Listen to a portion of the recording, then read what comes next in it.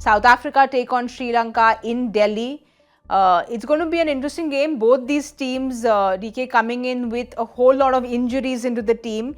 If we can have a look at the South African squad first, the big blow, of course, is no Nokia to them. But otherwise, do you think this looks like a rounded side? They are in great batting form. I can promise you, starting from Temba Bavuma, who's been in very good nick. Quinton de Kock, we all know how good he is.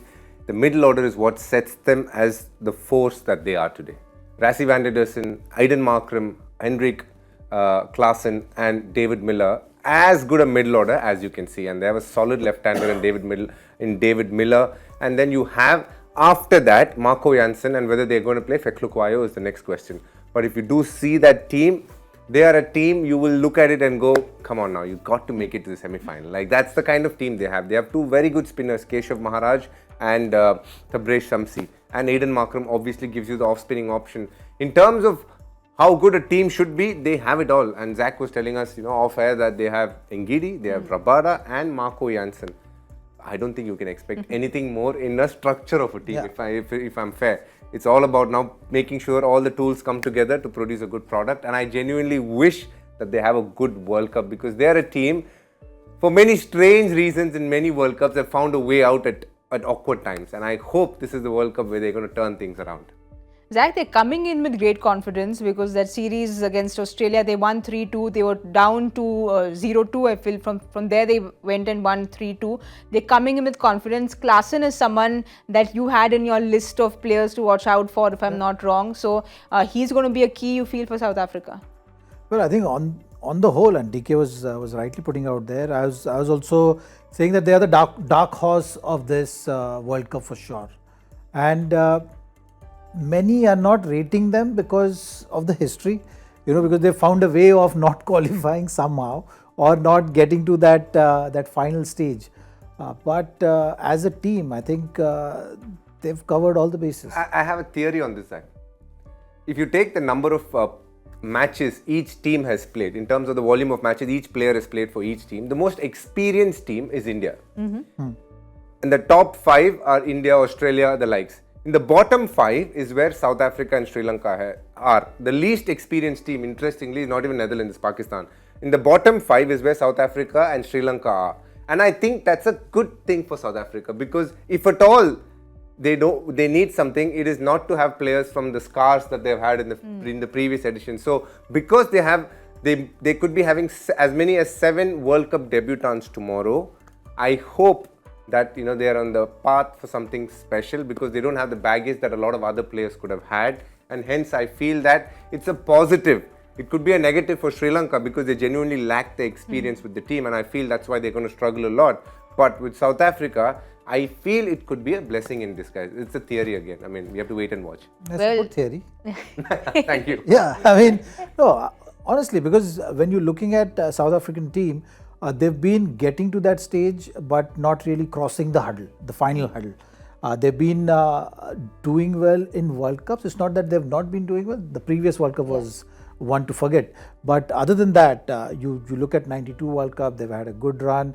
The other World Cups also, they've not been going in the World Cup saying that, okay, this team, you can't. The semi-final. So that has been the history. It's just that they've been tagged as chokers, and that is something which has not helped them. The 99 World Cup was looking like their World Cup right throughout the league phase. So looking at that, no one has been really counting them for this World Cup. But when you're looking at the squad, I think they've got the ingredients. There are some nice all-rounders. Marco Jansen is someone who is going to be good with the ball and is going to be handy with the bat. So that is going to change the dynamics. You could look at the spinners also. They've got Keshav Maharaj and Tabraiz Shamsi. Keshav Maharaj can contribute with the bat also. Kagiso Rabada is someone who is also one of the best bowlers in the world. If he hits the ground running, then it is going to be a completely different World Cup. So they have the bowling resources. They have the power in the middle overs as well if required. Miller, Klaassen, Markram, these guys have been consistent feature in the league which happens here. So they're very well aware of the conditions. Klaassen is someone who we've seen how he can put spinners under pressure. And that is going to be a very important part for any team if they have to succeed in these conditions.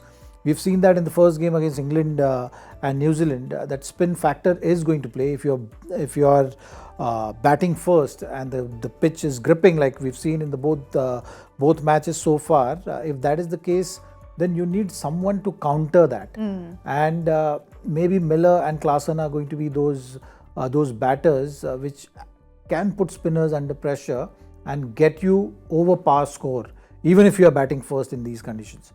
So those are the things, if they start happening for them and they gain that momentum, I think this team will be difficult to stop.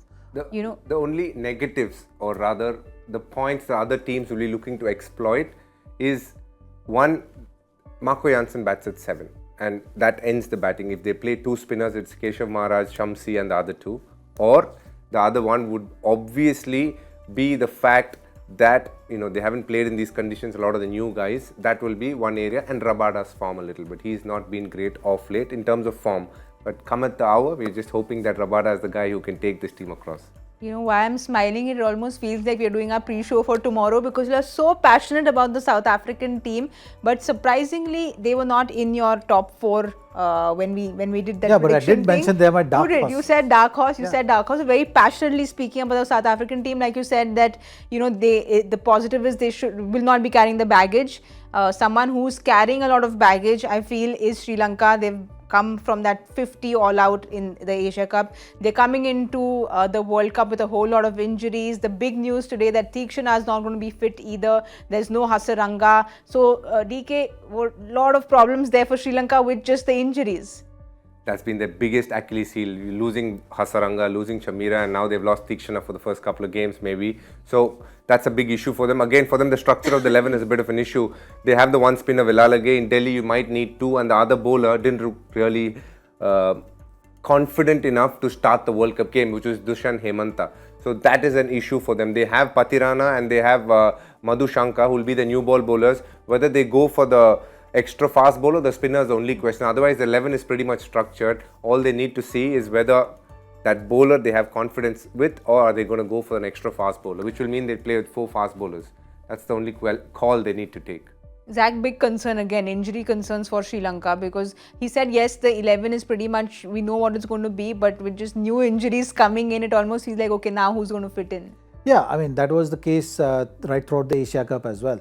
We were hoping that maybe Vanindo Hasaranga comes back, Chamira comes back, and Theekshana is also fit. Then this team would have looked different for sure.